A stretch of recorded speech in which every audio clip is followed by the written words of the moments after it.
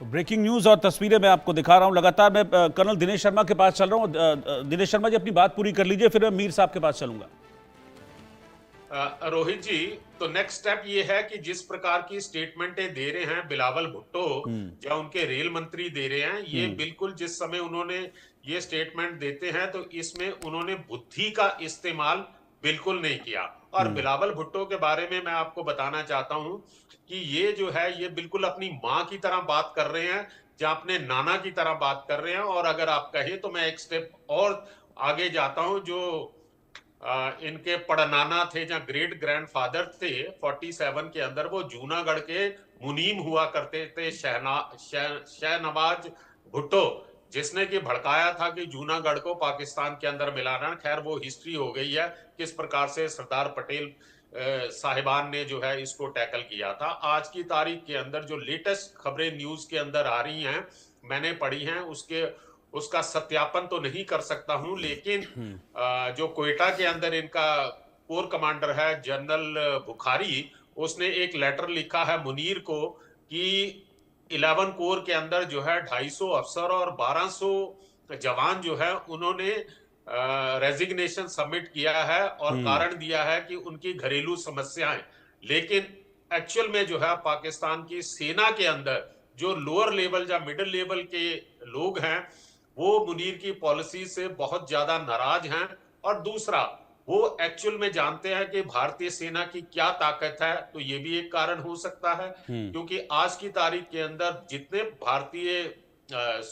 जितने पाकिस्तान आर्मी के सोल्जर और पुलिस के जवान जो हैं बलूचिस्तान के अंदर, केपीके के अंदर, और दूसरा जो टीटीपी मार रही है इनको चुन चुन कर, उससे एक प्रकार का पाकिस्तान की सेना के अंदर एक डर और खौफ का माहौल पैदा हुआ। अभी देखिए, कल कल ही जो है बीएलए ने जो है ये पाकिस्तान आर्मी की एक गाड़ी को आईडी से उड़ा दिया, जिसके अंदर उनके 10 जवान जो हैं मारे गए हैं। देखिए रोहित जी, मैं अपनी बात को कंक्लूड करता हूं। जंग जो है किसी मसले का हल नहीं है, लेकिन जिस समय आपके देश की सुरक्षा और आत्मसम्मान का सवाल आता है तो उस समय जंग जरूरी है। मैं मानता हूं कि जंग जो है वो लास्ट रिजॉर्ट होना पड़ेगा, लेकिन जिस ढंग से पाकिस्तान आर्मी और पाकिस्तान आईएसआई ने मंगलवार को जो पहलगाम के अंदर कांड करवाया है, पूरा हमारा इंडियन मीडिया कह रहा है ये आतंकी घटना है, ये आतंकी घटना है।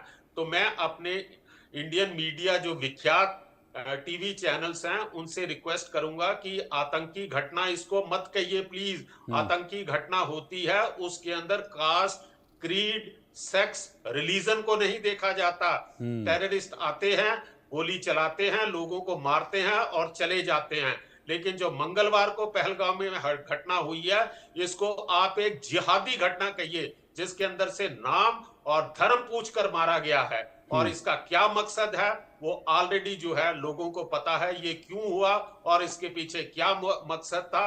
और जो ये हाफिज मुनीर है जो बैठा हुआ है पाकिस्तान का सत्यानाश करने के लिए, उसको अपनी गद्दी बचानी थी, क्योंकि ठीक है। बलूचिस्तान पूरे इंटरनेशनल मीडिया के अंदर कवरेज बनी हुई थी। उसे उन लोगों का ध्यान डाइवर्ट कराने के लिए, अपनी पाकिस्तानी अवाम का ध्यान डाइवर्ट कराने के लिए उसने ये वाली घटना को अंजाम दिया है, जिससे कि उसके लोगों का ध्यान भटके, इंटरनेशनल मीडिया का ध्यान भटके, और ताकि उसकी जो है गद्दी बची रहे। क्योंकि ठीक है। नवंबर में तो उसने रिटायर होना, तो वो तो उछल कूद मचाएगा कि मुझे और थोड़ी सी एक्सटेंशन मिल जाए।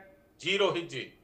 ठीक है, मैं मीर साहब आपके पास आ रहा हूं। दो बातें मैं मीर साहब आपसे कहूंगा, दो चीजें मैं आपके सामने रख रहा हूं।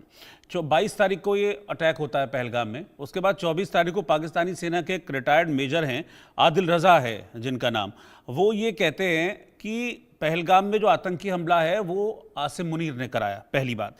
फिर उसके बाद एक इंटरव्यू हम देखते हैं ख्वाजा साहब का, जो पाकिस्तान के रक्षा मंत्री हैं, वो स्वीकारते हैं उस इंटरव्यू में कि 30 साल से हम जो है आतंकवाद को हम सपोर्ट कर रहे हैं।